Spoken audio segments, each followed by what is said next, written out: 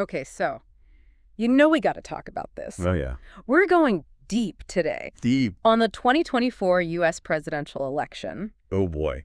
We're looking at this excerpt from the Wikipedia page, and, well, I mean, everyone thinks they know what happened, but it was wild. it really was. Buckle up, because we're going beyond the headlines today. Beyond We're talking about the real factors that led to that outcome, yeah. to that outcome. Which, honestly, it Yeah. still feels surreal to even say it out loud. No. Right? Just saying it. It feels like a fever dream. It really does. So let's just get right into it. Let's do it. Let's talk about the outcome.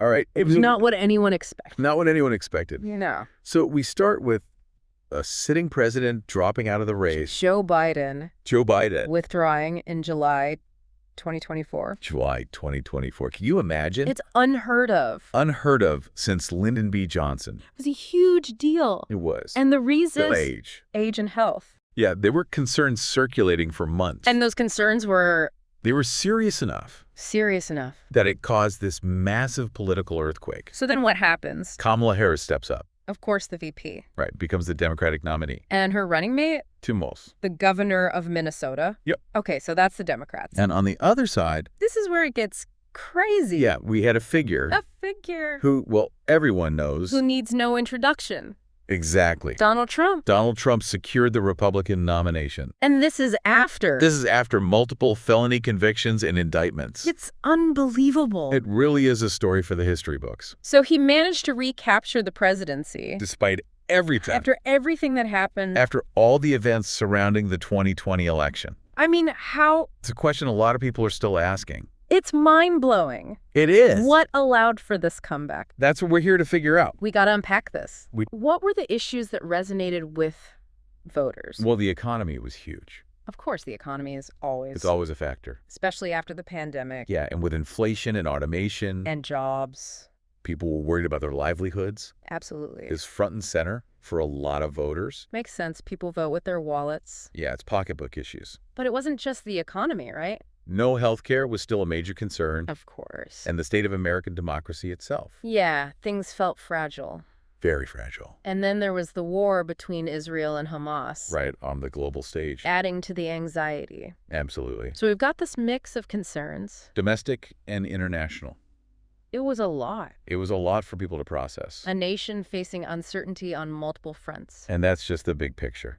There's more. Oh, yeah, we're just scratching the surface. We're going to dive into some of those other hot-button topics. Ones that really fueled this election: Things like violent crime, immigration, gun policy, racial inequality, climate change. deeply polarizing issues, Every one of them. tapping into those divisions. And we're already there. Exactly. So how did these issues actually play out on the campaign trail? You know which one really became a flashpoint? I think I know where you're going with this. Immigration. Immigration. It highlighted the different realities, The different ways people were seeing. the challenges facing the country. It was fascinating how differently. Different groups viewed it. Yeah, the polling showed it was so important, Huge for Trump supporters. but not so much. For Harris supporters. It's like we were living in two different countries. It felt that way. And on top of all this. There's the issue of election integrity. Oh yeah, this election was under a microscope. Like never before. Remember all those legal challenges? Trying to keep Trump off the ballot Citing the 14th Amendment?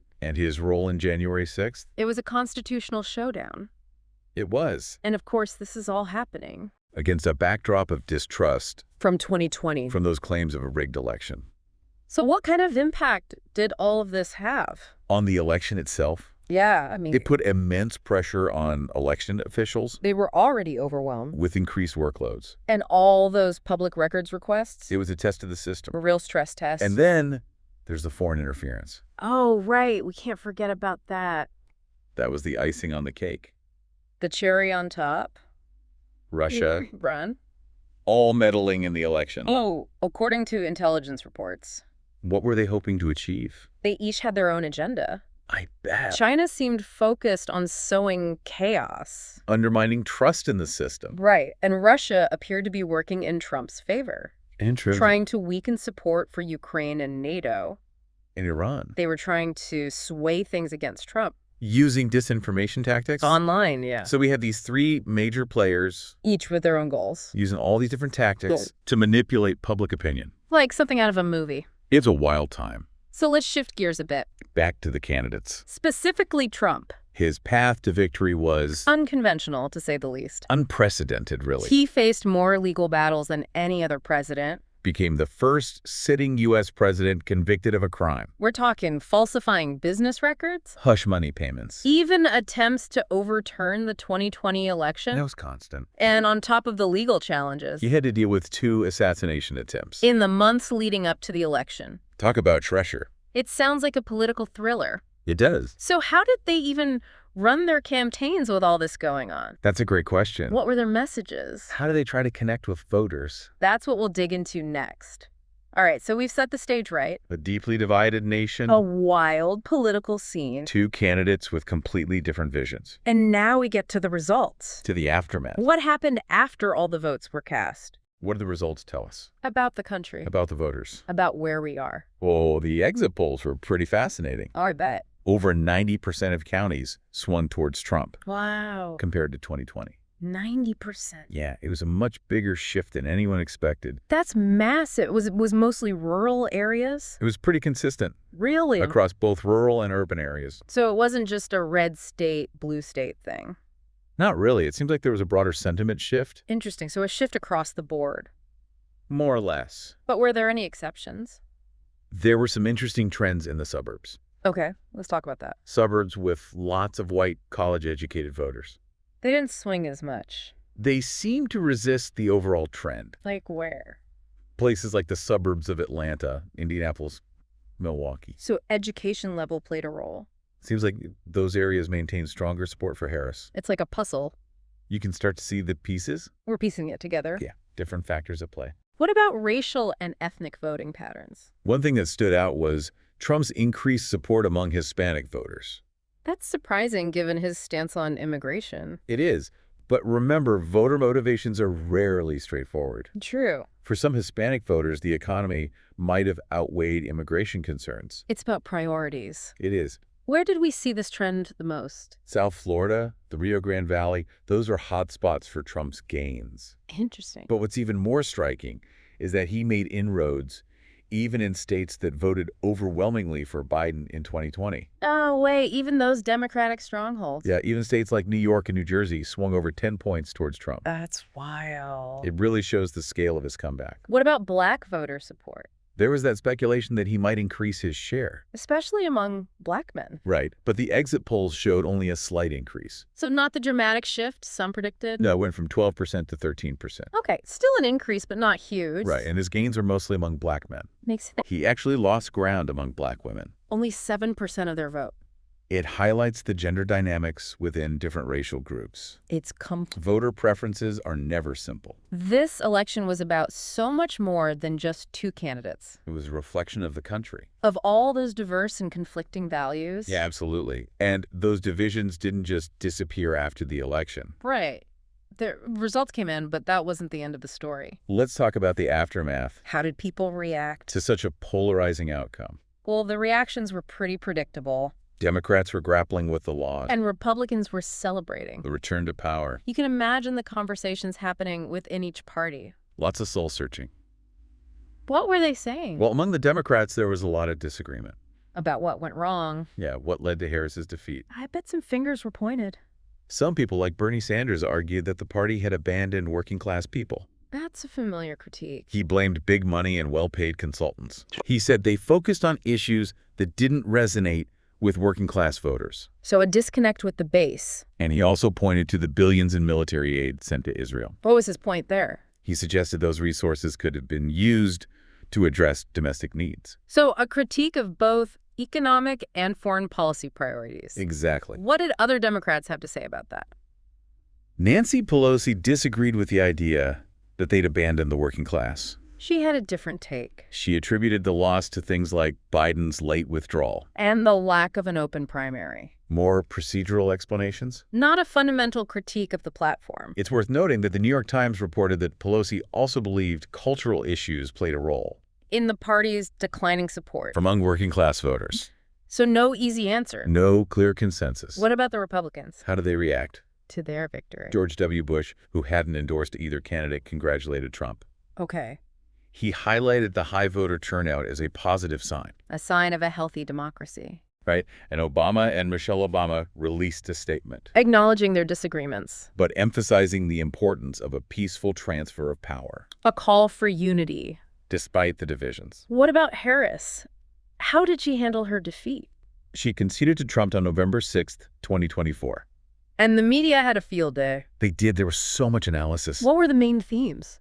The economy was a major focus. Not surprising. Outlets like The Independent and NPR argued that voter dissatisfaction with the economy was a key driver. Of Trump's victory. Exactly. Okay. Economic anxieties are powerful. Especially when people are feeling insecure. There was also a lot of discussion about demographic shifts The increasing proportion of white voters. and how that influenced the results. And of course, Trump's ability to connect with certain segments of the electorate. People who felt ignored by the establishment. Outlets like NBC highlighted his appeal to non-college educated voters Middle-income voters, and his gains among Latinos. particularly Latino men. It all comes back to those same themes. Economic anxiety, cultural shifts, and a candidate who tapped into those feelings.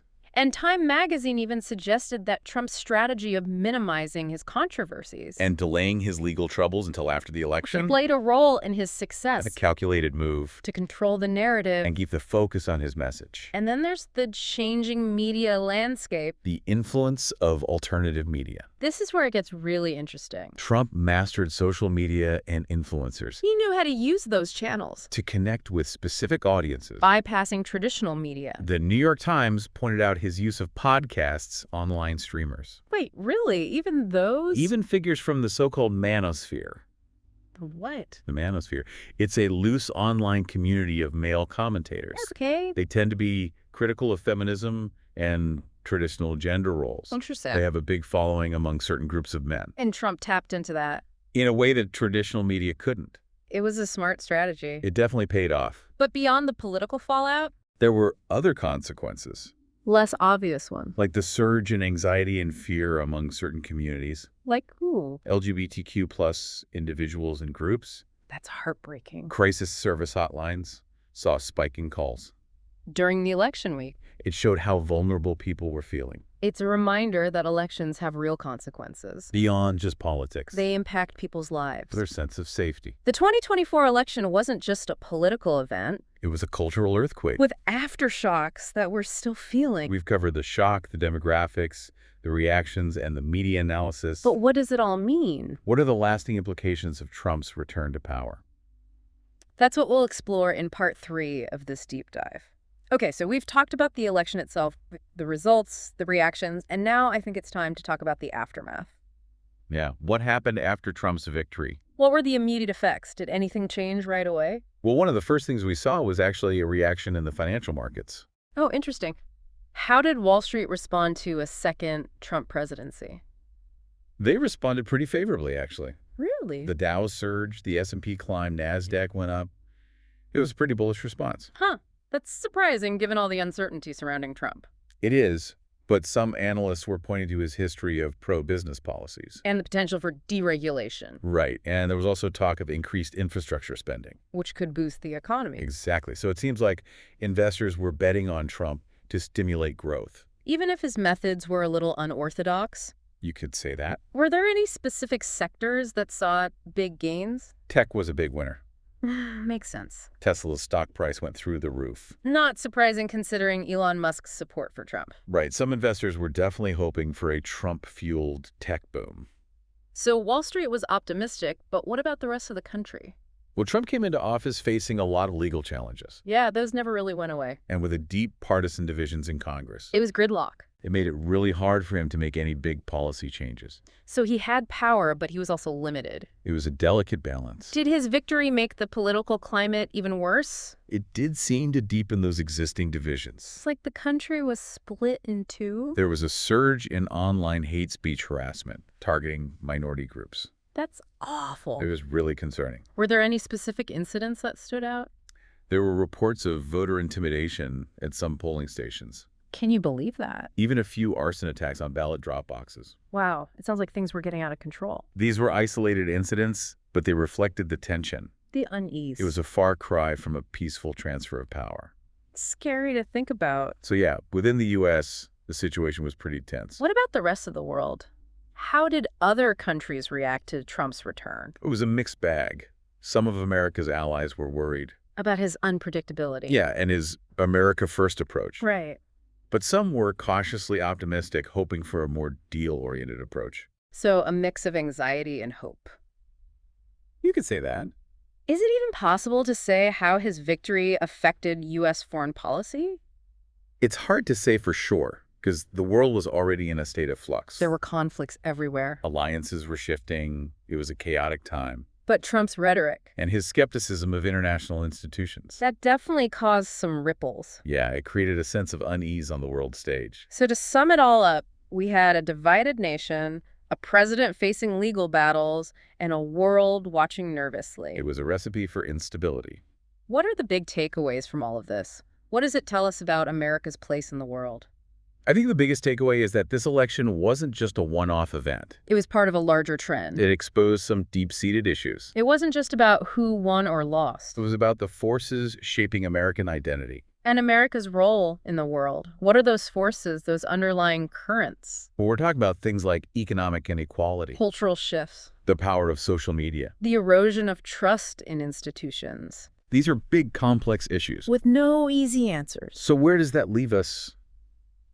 What does this mean for the future of American democracy? That's the question, isn't it? I think it all comes down to our ability to have honest conversations, To find common ground. to rebuild trust in the system. That's a tall order It is, but it's essential. if we want to preserve a free and just society. Well, this deep dive has been fascinating. We've uncovered some surprising facts. We've explored the complexities of American politics. And we've considered the global implications of this election. It was a turning point in history. And it's a story that's still unfolding. The events of 2024 continue to shape the world today. And they will likely have ripple effects for years to come We have to keep learning, stay engaged, and keep asking the tough questions. about where we go from here. Exactly, because the future of American democracy depends on it. Thanks for joining us for this deep dive into the 2024 U.S. presidential election. It's been a pleasure exploring this with you.